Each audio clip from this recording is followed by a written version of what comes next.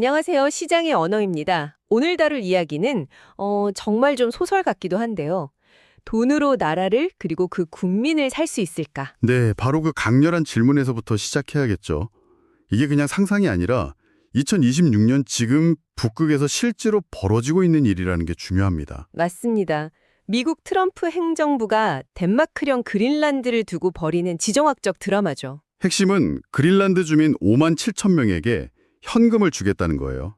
1인당 최대 10만 달러. 우리 돈으로 거의 1억 5천만 원에 가까운 돈인데 네, 이건 단순한 원조나 지원금이 아닙니다. 사실상 국적 변경에 대한 보상금 이런 성격이잖아요. 그렇죠. 그래서 이걸 두고 국가 단위의 적대적 M&A라는 비유가 나오는 겁니다.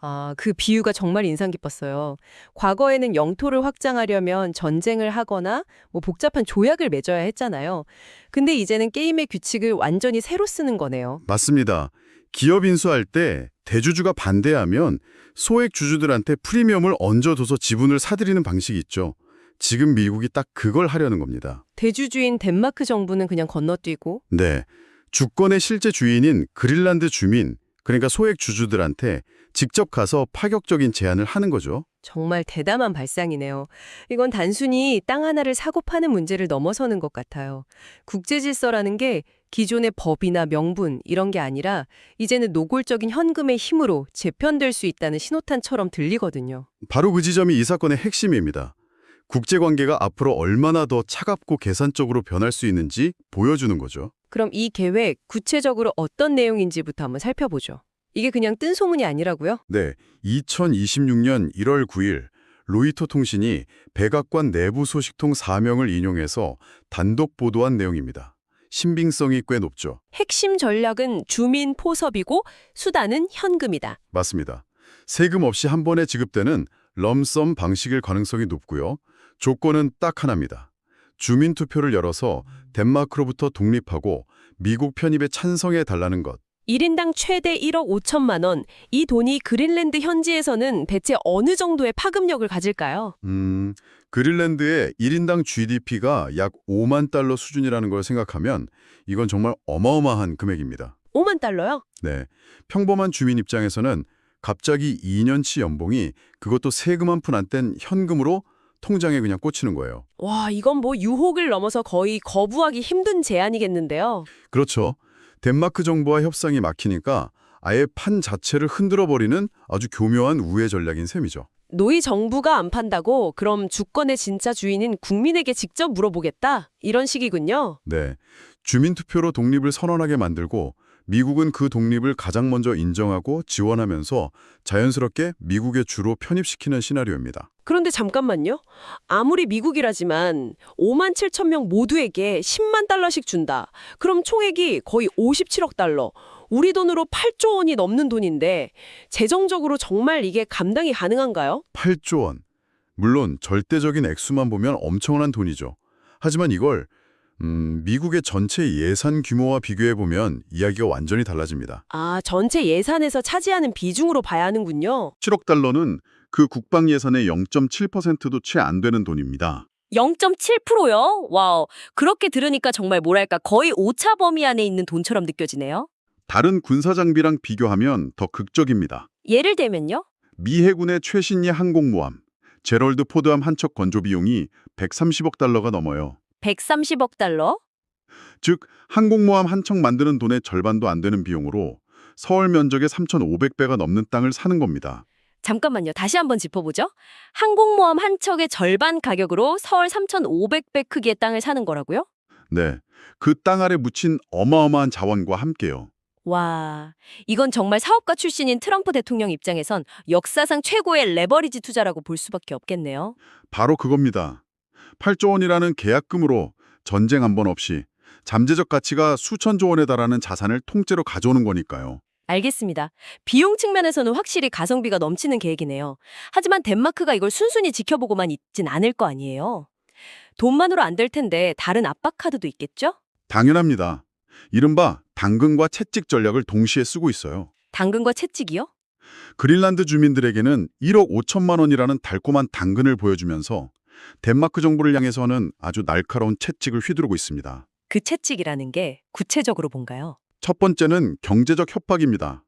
최근 덴마크 경제의 상징 같은 기업이 비만 치료제, 위고비로 유명한 제약사 노보노디스크거든요. 아, 그 회사 정말 유명하죠. 이 회사 하나가 덴마크 전체 GDP의 상당 부분을 차지할 정도니까요.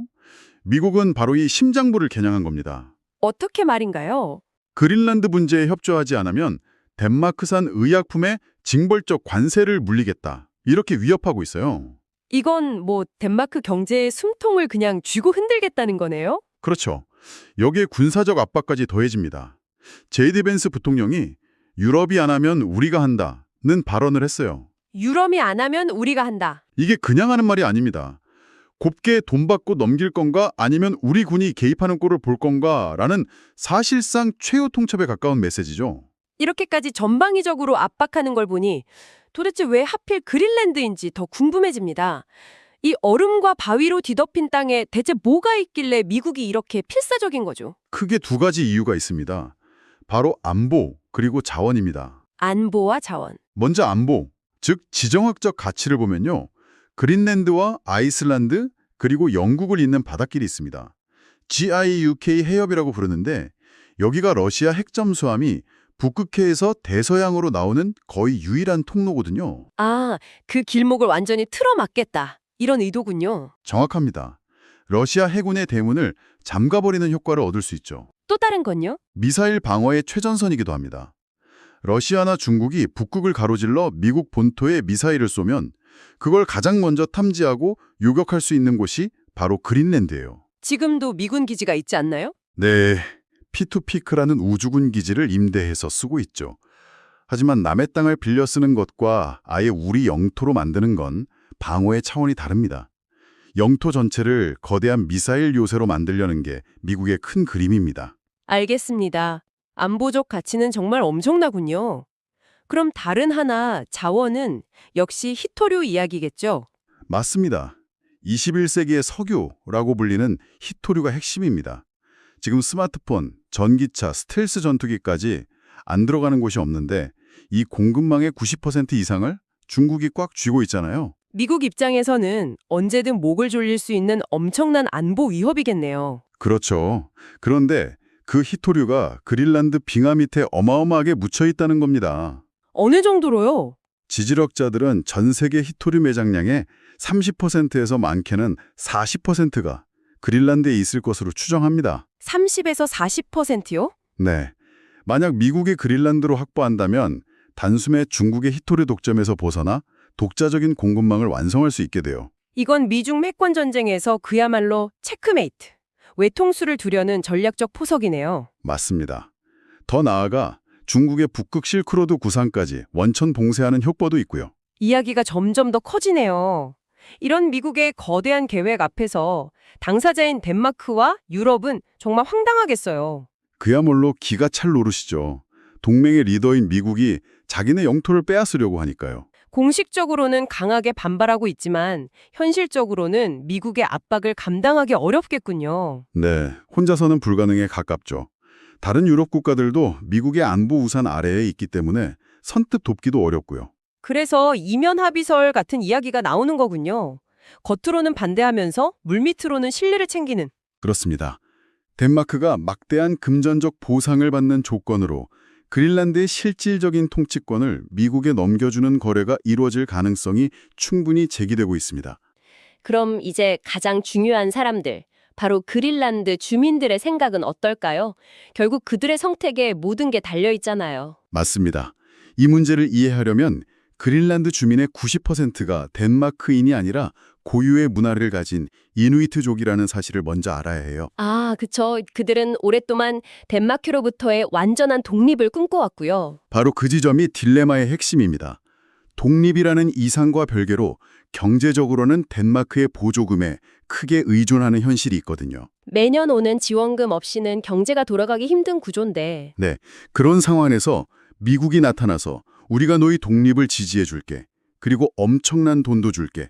대신 국방과 외교만 우리에게 맡겨 라고 제안하는 겁니다. 이건 정말 어려운 문제네요. 정체성과 현실적인 이익 사이의 충돌이잖아요. 정확합니다. 그래서 세대 간의 갈등이 폭발할 가능성이 매우 높아요. 젊은층과 기성세대 가네요. 네, 젊은 층에게 이 제안은 단순히 돈 문제가 아닐 수 있습니다. 미국 시민권, 미국 대학에 갈 기회, 더 나은 일자리, 말 그대로 인생을 바꿀 티켓처럼 보일 수 있죠. 반면에 기성세대는 덴마크라는 주인을 섬기다가 이제는 미국이라는 더 강력한 주인의 식민지가 되려는 거냐며 강하게 반대할 수 있겠고요. 맞습니다. 독립이라는 오랜 꿈과 당장의 현실적 이익 사이에서 그린란드 사회 전체가 거대한 고민에 빠지게 될 겁니다. 이 먼 북극의 이야기가 우리 한국에 던지는 메시지도 분명해 보입니다. 우선 트럼프 2기 행정부의 외교가 얼마나 철저하게 비즈니스 논리로 움직일지 보여주는 것 같아요. 그렇죠. 혈맹이나 가치동맹 같은 말들도 자국의 이익 앞에서는 얼마든지 무시될 수 있다는 냉혹한 현실을 보여줍니다. 그렇다면 주한미군 방위비 분담금 협상도 단순한 밀당 수준이 아닐 수 있겠네요. 네. 그린란드에 들이대는 잣대를 우리에게 들이대지 말라는 법이 없으니까요. 위기 속에서 기회를 찾아볼 수도 있을 것 같습니다. 우리 경제나 산업에는 어떤 기회가 될 수 있을까요? 몇몇 분야에서는 분명 긍정적인 기회가 될 수 있습니다. 첫 번째는 조선업입니다. 조선업이요? 북극 항로 때문인가요? 맞습니다. 북극 항로 개발이 본격화되면 얼음을 깨고 나아가는 쇠빙선이나 쇠빙 LNG 운반선 수요가 폭발적으로 늘어날 텐데 이 분야는 한국 조선사들이 세계 최고의 기술력을 가지고 있거든요. HD현대나 하나오션 같은 기업들이 주목받겠네요. 그리고 K방산도 빼놓을 수 없죠. 지금처럼 전 세계가 각자 도생하며 국방력을 강화하는 시기에는 성능 좋고 납기일 잘 지키는 K방산에 대한 관심이 계속될 겁니다. 한화에어로스페이스나 LIG 넥스원 같은 기업들이요? 네. 마지막으로 미국 중심의 공급망 재편 과정에서 비중국산 희토류나 자원을 개발하는 기업들이 반사이익을 얻을 가능성도 열려 있습니다. 정리해보면 이 그린란드 사태는 단순히 트럼프의 괴짜 같은 부동산 거래 시도가 아니었네요. 그렇습니다. 북극의 패권, 미래자원의 독점, 그리고 중국 봉쇄라는 거대한 전략이 맞물린 제2의 알래스카 매입을 꿈꾸는 21세기형 제국주의의 모습이라고 할 수 있습니다. 그 과정에서 동맹국을 향해 가하는 무자비한 압박은 앞으로의 국제 질서가 얼마나 냉혹해질지를 보여주는 예고편 같고요. 네.